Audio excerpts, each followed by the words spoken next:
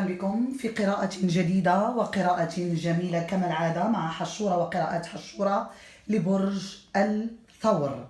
إذا برج الثور، نبدأ أولا ببرج الثور في فبراير، شباط أو فevrier أو فبراير. كما تعلمون هناك بعض الأبراج سبق وقلتها، بعض الأبراج لن تحظى بالتغيير في بدايات فبراير بل في منتصف فبراير، وهناك من سيحظى بالتغيير في نهايات فبراير وبدايات مارس. إذا برج الثور نبدأ أولا ب لوراكل دو لا ترياد. ماذا يخبرنا عن طاقتك العامة يا برج الثور في فبراير؟ وبعدها سنتعرف على ماضيك وأحاضرك وتوقعات المستقبل بالمارسيي، ثم بعدها نصيحة لونورمون لك يا برج الثور. إذا برج الثور فبراير، برج الثور فبراير، طاقتك العامة يا برج الثور.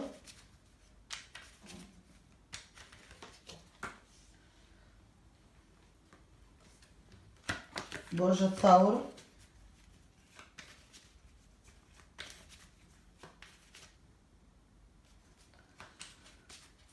برج الثور، الطاقة العامة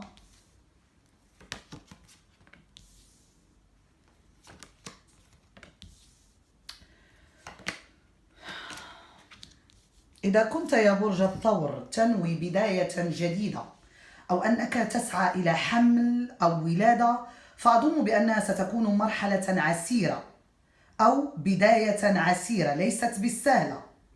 نعم، ليست بالسهلة عليك يا برج الثور.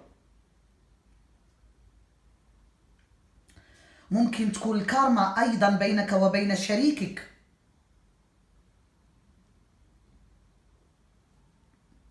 الوضع العاطفي غير مستقر بتاتا يا برج الثور في هذا الشهر. أما إذا كان هناك تعاملات فممكن تكون هناك عقود ستمضيها أو عقود سوف توقعها.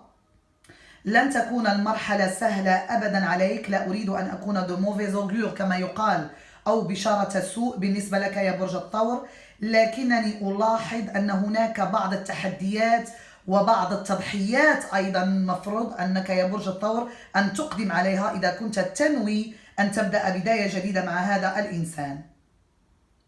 لا يمكن أن نحصل على شيء بدون شيء بالمقابل يا برج الثور، ولا يمكن أن نخطو خطوة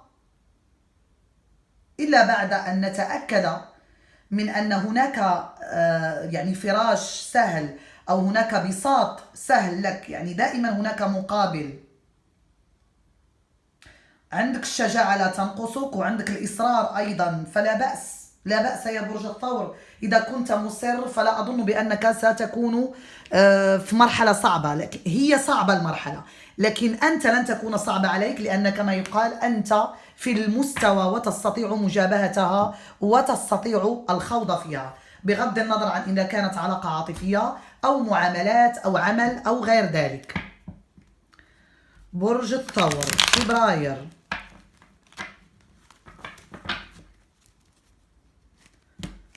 برج الثور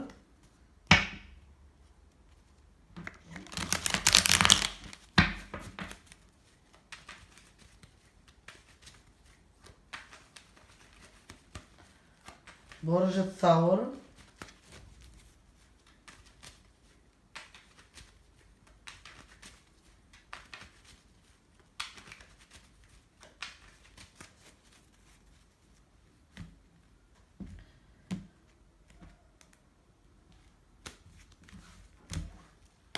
برج الثور الماضي. ممكن تكون تعاملت مع شخص من برج مائي، قد يكون هذا الإنسان من برج السرطان أو العقرب. ممكن تكون العلاقة توقفت أو ربما اعتبر بأن لا فائدة من الرجوع رغم الحب الذي جمعكما، رغم أنك كنت في علاقة حب كبيرة مع هذا الإنسان. ربما الرجوع في هذه العلاقة كان صعب بالنسبة له ولكن لم يكن صعب بالنسبة لك، أو كان صعب بالنسبة لك ولم يكن صعب بالنسبة له. أحدكما اعتبر العلاقة الرجوع فيها رغم الحب مرحلة يائسة أو عملية يائسة بالمرة. على العموم يا برج الثور نلاحظ بأن بإمكانك أو كان بإمكان أحدكما أن يباشر ويبادر لإعادة العلاقة وإنجاحها، خصوصا أن عندك تشاريوت رغم وجود جادجمنت ريفيرس، بطاقتان متناقضتان. يعني واحد ينظر إلى أنها علاقة عقيمة، والآخر ينظر كان بإمكانه استرجاعها. يعني هناك تناقض في رؤية العلاقة بينكما يا برج الثور. ممكن تكون أيضا يا برج الثور تعاملت مع شخص من برج الناري كالحمل أو الأسد أو القوس. العلاقة بينكما توقفت، أو أن هذا الإنسان دخل في حياته شخص اللي هو من برج مائي ووقف العلاقة بينكما، لأنني ألاحظ بأن رغم كالحب بينكما ولكن العلاقة توقفت بفعل فاعل، وهذا الفاعل ربما كانت عنده نوايا عاطفية تجاه هذا الشريك، خصوصا إذا كان من برج ناري أو إذا كان من برج مائي. عموما يا برج الثور حاليا أنت تنظر إلى العلاقة أنها يائسة ومستحيلة، أنت متراجع كتير. شريكك حتى إن كان هذا الإنسان قوي وقادر على استرجاع العلاقة، ولكن لا أرى بأن عجلة الحظ في صفه. يعني العلاقة متوقفة الآن، ولا أرى فيها يعني لا أرى الآن بأنها إيجابية النظر إليها. برج الثور قطيعة في المستقبل، ممكن تكون قطيعة مع شخص من برج الثور أو من برج ميزان آخر أو من برج عذراء. ممكن تكون تعاملت مع إنسان كان يملك طاقة حب كبيرة لكنك ضيعتها أو سوف تضيعها، لأنها الآن متوقفة هذه العلاقة، والآن مقطوعة هذه العلاقة. لا أرى استمرارية لأن أرى قطيعة، وربما المسافة بينكما كذلك. أو ممكن يا برج الثور تتعامل مع إنسان اللي هو عنده طاقات روحانية، ربما الطاقات الروحانية تمنع العلاقة من الاستمرار، قد يكون من برج دلو أو جوزاء أو ميزان كما قلت. على العموم يا برج الثور العلاقة بينكما متوترة جدا، وممكن يكون برج الثور إذا كنت امرأة في حياتك شخصان، واحد من برج هوائي والثاني من برج ترابي. لا أظن بأن الشخصيتان متلائمتان بالنسبة لك يا امرأة الثور، لأنك رغم كل طاقة الحب التي تملكينها، رغم الروحانيات العالية التي تملكينها والروح التي تملكينها، إلا أن الطاقات التي تلازمك طاقات لا تلائمك يا برج الثور. هذا إذا كنت امرأة. عموما برج الثور لديك بعض الاختيارات المهمة، ممكن تكون بعض الخيارات المهمة، خيارات مادية مالية مهنية أكثر. ممكن يكون الثور يتعامل مع امرأة من برج هوائي أيضا، قد تكون ميزان. العلاقة كانت ربما جميلة ولكنها لم تنجح، أو ربما تعذر عليك إنجاحها، أو سوف يتعذر عليك إنجاح هذه العلاقة في المستقبل، خصوصا أن بينكما كثير من الاتهامات واللوم. شريكك يا برج الثور حاليا مبتعد، حتى إن كان يراقبك لكنه مبتعد جدا جدا جدا. ممكن يكون هذا الإنسان يعتمد على الطاقات، وممكن يكون أيضا شريكك من برج العذراء. على العموم أنت تتعامل مع إنسان تحرر من طاقتك أو سوف يتحرر من طاقتك يا برج الثور.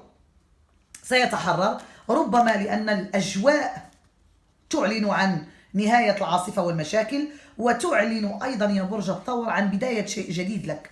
لا أظن بأن حياتك المستقبلية مع هذا الإنسان سوف تكون مستقرة، لذلك ربما برج الثور يبتعد أو قرر الابتعاد رغم حزنك الدفين.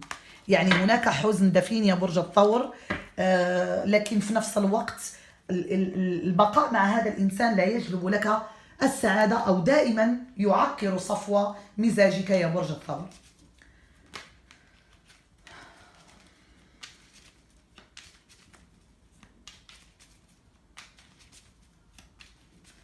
برج الثور ونصيحة لونورمو لك.